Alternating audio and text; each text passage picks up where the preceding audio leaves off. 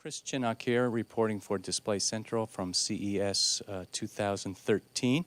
I'm here with Laurent Mueller of 3D Impact Media. He's the CEO, and his company's developed a number of algorithms for doing really general-purpose 3D processing in combination with an FPGA that's been developed by Lattice Semiconductor. So, Laurent, you showed me before a nice OSD of how you can take various formats of 3D formats, input to your algorithm and processor, and then output to a variety of different displays. So if you don't mind, just step us through that OSD so we can see what this thing can do. Yeah, sure, I can do that. Here you see the display modes. So we have the mode for the conversion. So right now it's on the bypass. So we have 2D plus Z rendering to multi-view. So right now we have a 2D content as an input, and it's being tried to be converted to multi-view. Yes.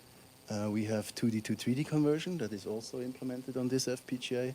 And then we have stereo to auto stereo conversion, which is basically this. Right. So let's go back here. Three different formats for input, essentially.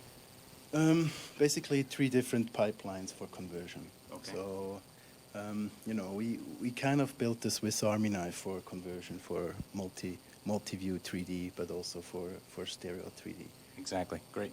So then we have different rendering modes. Ones we call the crisp. It's the mode where you still see some transition zones. And then we call the other mode the soft mode, where we flatten those transition zones. Right. So this is all about, as you move from side to side, is have the roughness or the Yes. smoothness of the transitions from cone to cone. Yes, this is important in digital signage. Yes. So if people passing by the display, you can smoothen those jumps. Okay. Then, for sure, we support many different displays. Alioscopy. And we're actually looking at this on an alioscopy display right now. Yes, exceptional 3D. We have many displays that we support. So Distec, things like that. That's what we do. We have our playback software that can be run on many different displays. And there's probably, it looks like there were 6 or 7 different displays that you can support.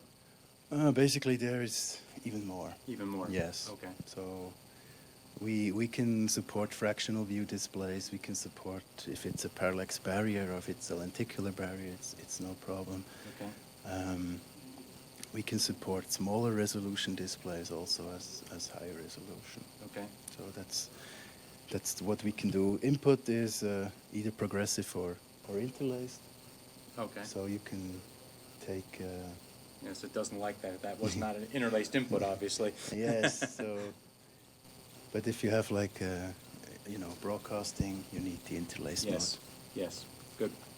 So then we have also the volume settings. So we can adjust the volume, the 3D volume, as well as the 3D space in the offset. Now, the 3D volume in this case refers to the range or the perceived volume from the objects and closest to you to the objects furthest from you. Yes, exactly.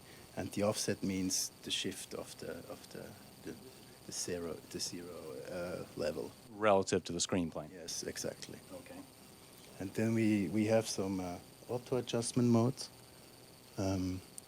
where you can adjust the level of disparity or depth automatically. So this is also implemented on this FPGA. You can adjust the disparity automatically. Really? Yes. So to bring it into a better comfort zone, you're saying? Yeah. So you have different content, and to achieve that every content looks good on the screen. Right. You have to adjust. You have to have this kind of auto adjustment to make it comfortable, so the viewer doesn't have to adjust it all the time by himself. Okay. Very good. That's wonderful. Thank you very much.